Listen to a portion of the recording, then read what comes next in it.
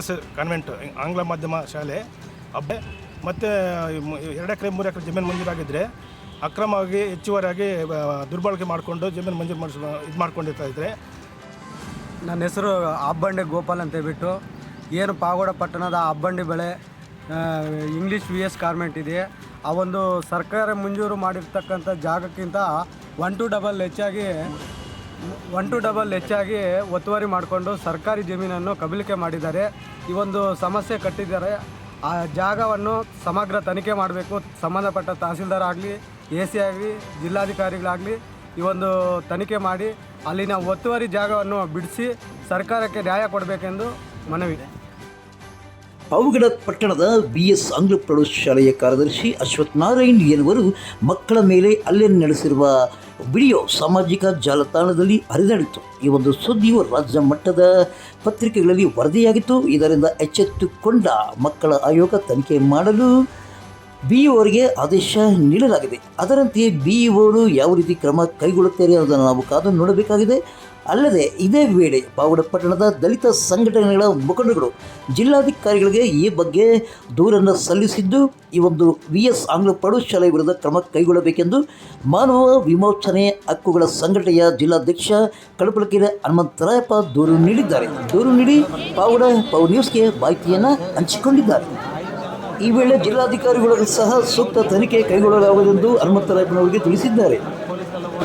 ಮಕ್ಕಳ ಆಯೋಗದವರೆಲ್ಲ ಬಂದಿದ್ದಾರೆ, ಅದಕ್ಕೆ ತಾವು ದಯವಿಟ್ಟು ಸೂಕ್ತ ಕ್ರಮ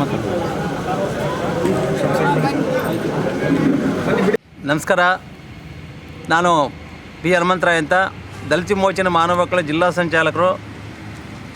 ಆತ್ಮೀಯ ಬಂಧುಗಳೇ, ಪಾವಗಡ ಇಂಗ್ಲೀಷ್ ಆಂಗ್ಲ ಪ್ರೌಢಶಾಲೆಯ ಕಾರ್ಯದರ್ಶಿಗಳಾಗಿರ್ತಕ್ಕಂಥ ಅಶ್ವಥ್ ನಾರಾಯಣರವರು SLC ವಿದ್ಯಾರ್ಥಿಗಳನ್ನ 5 ಜನ ವಿದ್ಯಾರ್ಥಿಗಳನ್ನ ಹೆಗ್ಗಾಮುಗ್ಗ ಅಲ್ಲೇ ನಡೆಸಿ BEO ಮೇಡಮ್ ಅವ್ರು ಬಂದಾಗ ಪೇರೆಂಟ್ಸೇ ನನಗೆ ಹೇಳಿದ್ದಾರೆ ಅವ್ರನ್ನ ಹೊಡೆಯೋಕ್ಕೆ ಅಂತ ಸುಳ್ಳು ನೆಪ ಹೇಳಿ ಮಾಡಿದ್ದಾರೆ. ಆದರೆ ನಾನು ನಿನ್ನೆ DC ಮೇಡಮ್ ಅವ್ರಿಗೂ ಸಹ ಕಂಪ್ಲೇಂಟ್ ಮಾಡಿದ್ದೀನಿ. BEO ಮೇಡಮ್ ಅವರು ಸತ್ಯಶೋಧನೆ ಫ್ಯಾಕ್ಟ್ ಫೈಂಡಿಂಗ್ ಅಂತ ಮಾಡಬೇಕು, ಸಮಗ್ರವಾದ ತನಿಖೆ ನಡೆಸಿ ಇದನ್ನು ಮುಂದುವರಿಸಬೇಕು.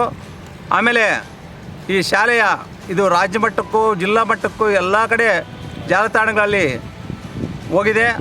ಹಂಗಾಗಿ ಎಲ್ಲಿ ಮುಚ್ಚಿಟ್ಕೊಳ್ಳೋಕ್ಕಾಗಲ್ಲ. ಅದನ್ನು ಸಮಗ್ರವಾಗಿ ನೀವು ತನಿಖೆ ಮಾಡಿ ವರದಿಯನ್ನು ಕೊಡಬೇಕು ಮತ್ತು ಈ ಶಾಲೆಯ ಮಾನ್ಯತೆಯನ್ನು ರದ್ದು ಮಾಡಿಸ್ಬೇಕಂತ ಕೇಳ್ಕೊತಾ ಇದ್ದೀವಿ. VS ಆಂಗ್ಲ ಪ್ರೌಢಶಾಲೆಯ ಮಾನ್ಯತೆಯನ್ನು ರದ್ದುಪಡಿಸಬೇಕೆಂದು ದಲಿತ ಸಂಘಟನೆಗಳು ಈಗ ಆಕ್ರೋಶವನ್ನು ಹೊರಹಾಕುತ್ತಿವೆ. ಬನ್ನಿ ಹಾಗಾದರೆ ಈ ಒಂದು ತನಿಖೆಯ ಬಗ್ಗೆ ಪಾವಗಡ BEO ರೇಣುಕಮ್ಮ ಏನು ಹೇಳ್ತಾರೆ ಅನ್ನೋದನ್ನು ನಾವೀಗ ಕೇಳೋಣ. ಸರ್, ಈಗಾಗಲೇ VS ಕನ್ನಡ ಕಾನ್ವೆಂಟ್ ಕಾರ್ಯದರ್ಶಿಗಳಾದಂಥ ಅಶ್ವಥ್ ನಾರಾಯಣರವರು 10ನೇ ತರಗತಿ ಮಕ್ಕಳನ್ನು ಥಳಿಸಿರುವ ಬಗ್ಗೆ ಪತ್ರಿಕೆಗಳಲ್ಲಿ ಮತ್ತು ಮಾಧ್ಯಮಗಳಲ್ಲಿ ನಾವು ಕೇಳಿದ್ವಿ. ಹಾಗೆಯೇ ಅವರ ಒಂದು ಮಾಧ್ಯಮದ ಪ್ರಚಾರವನ್ನು ಮನಗಂಡಂತಹ ನಾನು ಮತ್ತು ನನ್ನ ಸಹೋದ್ಯೋಗಿ ಮಿತ್ರರಾದಂತಹ ಇಬ್ಬರು ECOಗಳನ್ನು ಶಾಲೆಗೆ ಭೇಟಿ ಕೊಟ್ಟಿದ್ವಿ ನಾವು. ಏಕೆಂತಂದರೆ ಇದು ಮಕ್ಕಳ ಹಕ್ಕುಗಳ ಉಲ್ಲಂಘನೆ ಆಗಿರೋದ್ರಿಂದ ಮೊದಲನೇದಾಗಿ ಪ್ರಾಥಮಿಕ ವಿಚಾರಣೆ ನಡಿಬೇಕಾಗಿತ್ತು. ನನಗೆ ಮಾನ್ಯ ಉಪನಿರ್ದೇಶಕರಿಂದ ಮಾಹಿತಿ ಬಂದಿಲ್ಲ ಅಂದರೂ ಸಹ ನಾವೇನೇ ವಾಲಂಟ್ರಿಯಾಗಿ ಶಾಲೆಗೆ ಭೇಟಿ ನೀಡಿ ಅಲ್ಲಿ ಮುಖ್ಯ ಶಿಕ್ಷಕರನ್ನು ಮಾತನಾಡಿಸಿದ್ವಿ. ಹಾಗೆಯೇ ಸತ್ಯನಾರಾಯಣರವರು ಸ್ವಲ್ಪ ತಡವಾಗಿ ಬಂದರು, ಪೋಷಕರನ್ನು ಸಹ ಕರೆಸಿದರು. ಅದ್ರ ಬಗ್ಗೆ ನಾವು ಮಾತನಾಡಿದ್ವಿ. ನೀವು ಮಕ್ಕಳ ಹಕ್ಕುಗಳ ಉಲ್ಲಂಘನೆಯನ್ನು ಮಾಡಿದ್ದೀರ, ನೀವು ಮಕ್ಕಳನ್ನ ಹೊಡೆದಿರೋದು ತಪ್ಪು, ಈ ಥರ ಹೊಡಿಬಾರ್ದಾಗಿತ್ತು. ನೀವು ಇದನ್ನು ಮಕ್ಕಳು ವಿಡಿಯೋ ಮಾಡಿರೋದನ್ನು ನೋಡಿದಾಗ ಮಕ್ಕಳು ತಮಗೆ ಅರಿವಿಲ್ಲದಂತೆಯೇ ಮೊಬೈಲ್ಗಳನ್ನು ತರಗತಿಗಳಿಗೆ ತೊಗೊಂಡು ಬರ್ತಾ ಇದ್ದಾರೆ. ಇದನ್ನು ನೀವು ಗಮನಿಸಿರೋದಿಲ್ಲ. ಇದು ಸಹ ತಮ್ಮ ಶಾಲೆಯಲ್ಲಿ ಆಡಳಿತ ಮಂಡಳಿ ಅಥವಾ ಶಿಕ್ಷಕರಿಂದ ಆಗಿರುವಂತಹ ಒಂದು ತೊಡಕು ಆಗಿದೆ ಅನ್ನೋದನ್ನು ನಾನು ಅವ್ರ ಜೊತೆ ಚರ್ಚೆ ಮಾಡಿದೆ. ತದನಂತರ ಮುಖ್ಯ ಶಿಕ್ಷಕರ ಜೊತೆ ಮಾತನಾಡಿ ಈಗ ಪೋಷಕರು ಈ ಒಂದು ಮಕ್ಕಳನ್ನು ಥಳಿಸಿರುವ ಬಗ್ಗೆ ಪೋಷಕರ ಅಭಿಪ್ರಾಯವನ್ನು, ವಿದ್ಯಾರ್ಥಿಗಳ ಅಭಿಪ್ರಾಯವನ್ನು, ಹಾಗೆ ನಮ್ಮ ಒಂದು ಆಡಳಿತ ಮಂಡಳಿಯ ಕಾರ್ಯದರ್ಶಿ ಸತ್ಯನಾರಾಯಣರವರ ಅಭಿಪ್ರಾಯವನ್ನು ಕ್ರೋಢೀಕರಿಸಿ ನಮಗೆ ಒಂದು ವರದಿಯನ್ನು ಕೊಡಿ ಅಂತ ಅವ್ರ ಜೊತೆ ಮಾತನಾಡಿ ಪೋಷಕರ ಜೊತೆನಲ್ಲೂ ನಾವು ಮಾತನಾಡಿದ್ವಿ.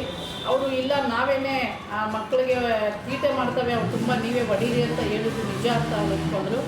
ಆಯಿತು, ನಿಮ್ಮೆಲ್ಲರ ಅಭಿಪ್ರಾಯ ಏನಿದೆ ಅದನ್ನು ಲಿಖಿತ ರೂಪದಲ್ಲಿ ನನಗೆ ವರದಿಯನ್ನು ಕೊಡಿ ಅಂತ ಹೇಳಿ ಬಂದಿದ್ದು ನಿಜ. ಆದರೆ ನಾವು ಮಾತನಾಡಿರುವಂಥ ವಿಡಿಯೋವೇ ಮತ್ತೆ ವೈರಲ್ ಆಗಿದೆ ಅಂತಂದಾಗ ಆ ಒಂದು ಶಾಲಾ ಮುಖ್ಯಸ್ಥರಾಗಲಿ, ಶಾಲಾ ಆಡಳಿತ ಮಂಡಳಿಯವರಾಗಲಿ ಅಥವಾ ಸಿಬ್ಬಂದಿ ವರ್ಗದವರಾಗಲಿ, ಇಲಾಖೆ ಶಿಕ್ಷಣ ಇಲಾಖೆ ಅಧಿಕಾರಿಗಳು ಆಕಸ್ಮಿಕವಾಗಿ ಭೇಟಿ ಕೊಟ್ಟು ನಡೆಸಿದಂತಹ ಒಂದು ವಿಚಾರಣೆಯನ್ನು ಅರಿಯಬಿಟ್ಟಿರುವುದು ಇದು ಇಲಾಖಾ ನಿಯಮಗಳಿಗೆ ವಿರುದ್ಧವಾಗಿದೆ.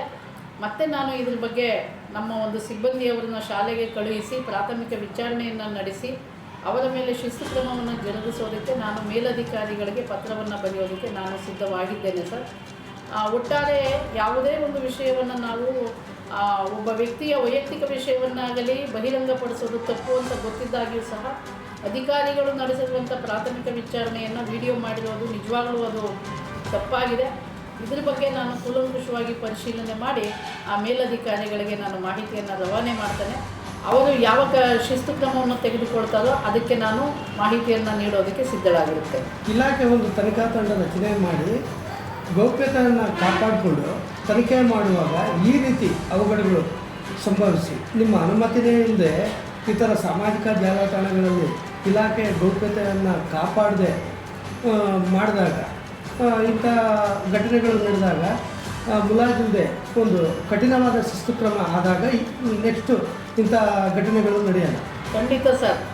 ಈಗಾಗಲೇ ಸಾಮಾಜಿಕ ಜಾಲತಾಣಗಳಲ್ಲಿ ನಾವು ಇಲಾಖೆಯಿಂದ ನಡೆಸಿರುವಂತಹ ಪ್ರಾಥಮಿಕ ವಿಚಾರಣೆ ವೈರಲ್ ಆಗಿರೋದು ನಿಜವಾಗ್ಲೂ ತಪ್ಪಾಗಿದೆ. ತಕ್ಷಣವೇ ನಾವು ಅವರಿಗೆ ಪತ್ರದ ಮುಖಾಂತರ ಅವರಿಗೆ ನೋಟಿಸನ್ನು ಜಾರಿ ಮಾಡಿ, ಕಾರಣವನ್ನು ಕೇಳಿ ನೋಟಿಸ್ ಜಾರಿ ಮಾಡಿ ಅವರ ಉತ್ತರವನ್ನು ಪಡೆದು ನಾವು ಮೇಲಧಿಕಾರಿಗಳಿಗೆ ಶಿಫಾರಸ್ಸಿಗೋಸ್ಕರ ಪತ್ರವನ್ನು ಬರೀತೇವೆ ಸರ್. ನನಗೆ ಫೋನ್ ಮುಖಾಂತರ ಬಂದಿತ್ತು ಸರ್, ಈ ಥರ ಈ ಒಂದು ಶಾಲೆಯಲ್ಲಿ ಹಾಗೆ ತಪ್ಪಾಗಿದೆ. ನಾನು ಮೊನ್ನೆ ನಮ್ಮ ಆ ಒಂದು ಶಾಲೆಗೆ ಸಂಬಂಧಪಟ್ಟಂಥ ECO ಮತ್ತು CRPರವರ ಮಾಹಿತಿ ಬೇಕಿತ್ತು ಅಂದರು. ನಾನು ಅದನ್ನು ಅವರಿಗೆ ಕೊಟ್ಟಿದ್ದೆ. ಈಗ SSLC ಪರೀಕ್ಷೆ ನಡೀತಾ ಇರೋದ್ರಿಂದ ಮಧ್ಯದಲ್ಲಿ ಪ್ರವೇಶ ಮಾಡಿದ್ರೆ ತೊಂದರೆ ಆಗ್ಬೋದೇನೋ ಅನ್ನುವಂಥ ನಿಟ್ಟಿನಲ್ಲಿ ಮಕ್ಕಳ ಆಯೋಗದವರು ಇದುವರೆಗೂ ಭೇಟಿ ಕೊಟ್ಟಿಲ್ಲ. ಅವರು ಭೇಟಿ ಕೊಡ್ತಾರೆ ಅನ್ನುವಂಥ ಭರವಸೆ ನನಗಿದೆ ಸರ್. ಬಹುಶಃ SSLC ಪರೀಕ್ಷೆ ಮುಗಿದ ನಂತರ ಅವರು ಬರಬಹುದು ಅಂತ ನಾವು ನಿರೀಕ್ಷೆಯಲ್ಲಿದ್ದೇವೆ. ಕೇಳಿಸ್ಕೊಂಡ್ರಲ್ಲ ವಿಒ ಮಾತು. ಮಕ್ಕಳ ಆಯೋಗ ತನಿಖಾ ತಂಡ ಬಂದು ಯಾವ ಕ್ರಮ ಕೈಗೊಳ್ಳುತ್ತದೆ ಅನ್ನೋದನ್ನು ನಾವು ನೀವು ಕಾದು ನೋಡೋಣ. ಪಾವಗಡ ತಾಲೂಕಿನ ತಾಜಾ ಸುದ್ದಿಗಳಿಗಾಗಿ ನಮ್ಮ ಚಾನಲ್ನ ಪಾವಗಡ ಪವರ್ ನ್ಯೂಸ್ ಅಂತ ಟೈಪ್ ಮಾಡಿ ಸಬ್ಸ್ಕ್ರೈಬ್ ಮಾಡಿ ಜಾಹೀರಾತಿನಲ್ಲಿ ಪ್ರೋತ್ಸಾಹಿಸಿ ಬೆಂಬಲಿಸಿ. ನಾನು ನಿಮ್ಮ ಸತ್ಯ ಲೋಕೇಶ್.